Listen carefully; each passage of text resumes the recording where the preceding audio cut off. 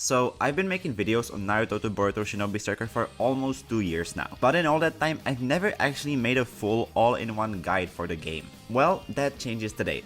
In today's video, I'm going to cover everything you need to know about Shinobi Striker, from the absolute basics to more advanced tips that even long-time players might not know. So, whether you're brand new and just thinking about trying the game, or you've been playing for a while and want to sharpen your knowledge, then this video's got you covered. I will also be creating a whole new account for the purposes of this video so you can see exactly what I'm doing and everything will be crystal clear. With that said, let's dive into the ultimate guide to Naruto Shinobi Striker in 2025.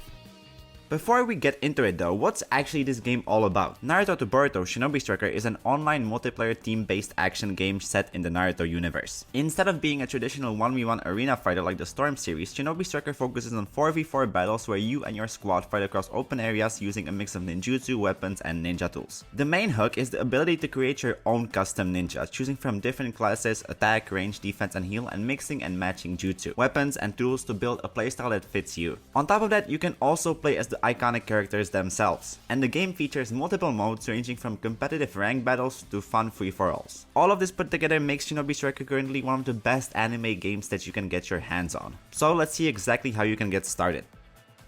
When you first boot up Shinobi Striker, the game immediately throws you into a 4v4 battle in the Chunin exam arena. It is a bit strange that the game doesn't explain the controls beforehand, but don't worry, you basically cannot lose this fight. Once that's done, you'll be taken to character creation, where you can design your own ninja. Here, you'll pick the home village and customize their appearance. Don't stress too much over this part, you can always change the look later and you'll unlock more hairstyles and outfits as you progress. That being said, some parts of the character can only be changed by a complete ninja remake, like your gender, but even that's possible. For now, just make something you like.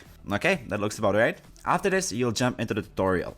This is where the game explains the basics of combat, movement, and the various locations in the main lobby. I'd recommend going through it even if you already feel confident, because it gives you a solid overview of where everything is. Don't worry though, I'll be breaking down everything in detail later in this guide to give you a clearer picture of how it all works.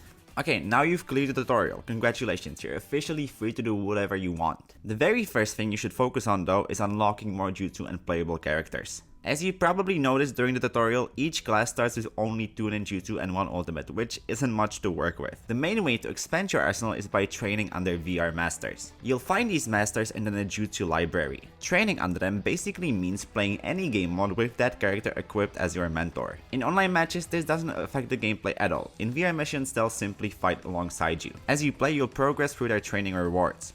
Grey Shuriken represent ninjutsu and other unlocks we care about early on, while Gold Shuriken are usually bonus rewards like costumes or titles. The goal is to complete the first 5 Grey Shuriken for each master, which will unlock all of their jutsu and in some cases even new masters. You'll also notice some question mark slots where the characters are missing. These are free masters that you can unlock either through training rewards or by completing VR missions. For example, training under Naruto unlocks Boruto pretty early on. Other characters though require you to complete certain missions in the VR arena. Anytime you see a red arrow above an NPC in the lobby, talk to them, complete their mission, and return to unlock another mission or a new character. It's a rinse and repeat process, and while the VR missions aren't exactly the most exciting content in the game, they're essential for unlocking the full base roster. On top of that, each class has a few extra jutsu that can be unlocked by leveling with that class specifically. All 4 classes have 2 extra ninjutsu and 1 extra secret technique to earn this way, so it's worth spending time ranking up with whatever type you're interested in. If you scroll further down the master list, you'll see a ton of DLC characters. These do require purchase if you want to use their jutsu for your custom ninja, but there's a nice part to this. You don't need to buy anything just to play as them. Shinobi Striker actually lets you try out every character in the game for free. All you need to do is select them in the battle settings before a match. Whenever you start training under a DLC master, the very first reward tier is always free, which unlocks the character for use in any battles. Buying the DLC unlocks the rest of the rewards, including their jutsu for your custom ninja. This is a great system because it lets you test out any character before deciding if they're worth spending money on. If you do want to buy them, you can purchase either DLC characters individually or grab them as a part of a season pass. Each pass bundles together all the characters released in that specific season, usually with a bit of bonus content like an extra secret technique. Unless you're only interested in a very specific characters, I'd recommend the passes. They're better value overall. Finally, there are also standalone DLC ninjutsu that aren't tied to any master. These come in two categories, Tailed Beast techniques and Elder Kage techniques, offering 4 and 5 ninjutsu respectively. They are not essential, but they're cool additions that give you access to abilities from characters who might have not otherwise made it into the game. Alright, so now that you know how to unlock extra jutsu, let's talk about how to actually put them together into a build you can take into combat. To do this, you'll need to head over to the inn, which you can access by either speaking to Sakura in the village or by pressing triangle on PlayStation and selecting the inn from the menu. The inn is where you'll handle a lot of important stuff. Here you can change your appearance, completely remake your custom ninja, and collect any rewards you've earned. This is also the place where you'll be claiming DLC content if you ever purchase it. You do this just by checking the gift box under the add-on section. For now, the main thing you need to focus on here is the battle equipment menu. This is where you actually create and save your builds. You can have 4 different sets of 4 different loadouts, one for each class, and you'll be swapping between these depending on what role you want to play in the battles. So before we start diving into the builds, let's break down what each class actually does. Attack types focus on speed and close range damage. These are your frontline fighters, great for rushing down enemies and chaining combos. Range types specialize in long range ninjutsu, zoning tools, and status effects. They keep pressure on the enemy from a distance. Defense types are slower but tankier, with abilities built around protecting objectives, absorbing damage, and crowd control. And finally, heal types are support oriented with jutsu designed to heal and buff teammates, but they can still hold their own in combat with the right build. Any build that you create in Shinobi Striker is built around 4 main components. Your selected jutsu, including the secret technique, your weapon, your ninja tool, and the outfit you equip. Jutsu are the core of your build. You'll always have 2 base ninjutsu, a substitution jutsu, and a secret technique. With so many options in the game, it can feel a bit overwhelming, but don't worry, I already have videos ranking basically every category of jutsu, so check those out if you're unsure what to run. Next is your weapon, which determines your basic and strong attacks. Weapons in this game vary wildly. Some are weak and clunky, while others are incredibly powerful, and they can really make or break a build. We'll cover how to unlock new ones later, but for now just use whatever you've got and what feels good.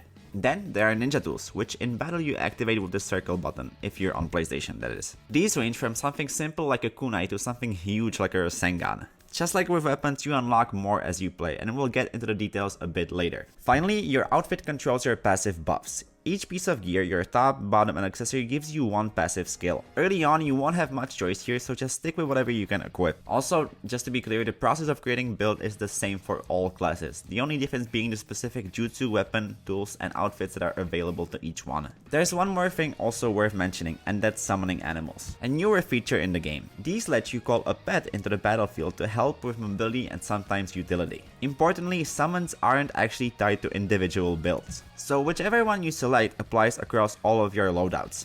At the start, you will only have access to the Hound, so let's just stick with that one for now. Alright, let's now move over to the Ninja Tools shop, which you can access by talking to Tenten or throughout the lobby menu. The main reason you'll be coming here is to appraise scrolls. Scrolls are basically the game's version of loot boxes. You earn them as rewards in all kinds of ways just by playing. They come in different rarities, from simple scrolls that give basic items to esoteric scrolls which can drop the rarest and most powerful weapons in the game. There are also Moonlight scrolls, which offer the same high tier rewards as esoteric scrolls but can only be obtained with real money.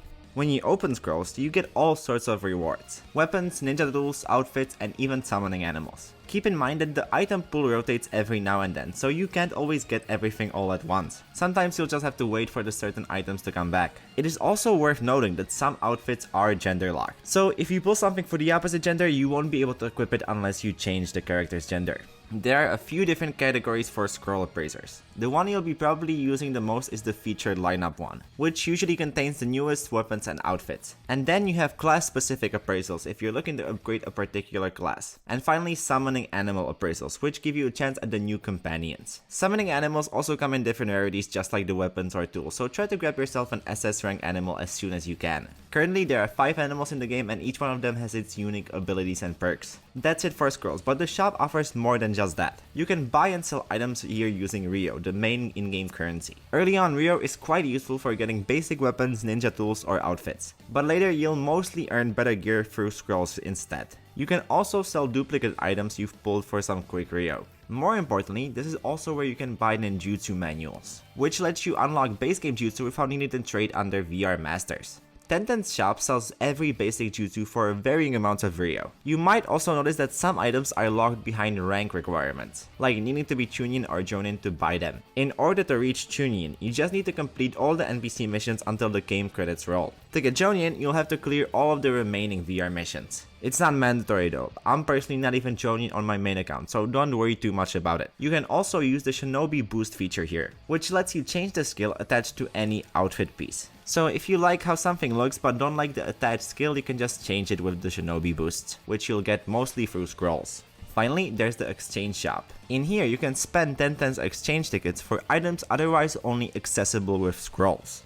The selection also rotates every few weeks, so it's good to check in quite often. You'll usually get these tickets the same way you earn scrolls, through in-game rewards, but you can also get them when you pull duplicate items during appraisals. Let's now get into the most important part of the game, actual matches. In order to get into one, you need to speak to Shikamaru at the top of the stairs, or just get there by the lobby menu. You will usually have 3 choices of what to play: quick matches, which are 4v4 fights not tied to any event that might be going on, survival exercise, which is a free-for-all mode always set in the tuning exam arena, and then you'll have the third one, which is whatever event might currently be going on. At the point of recording this, that's the Ninja World League. For new players, I recommend starting in quick matches, as they are the least competitive and will introduce you to each of the 4 game modes, which are Combat Battles, a classic deathmatch. A goal is to defeat 10 enemies within a 7-minute time limit.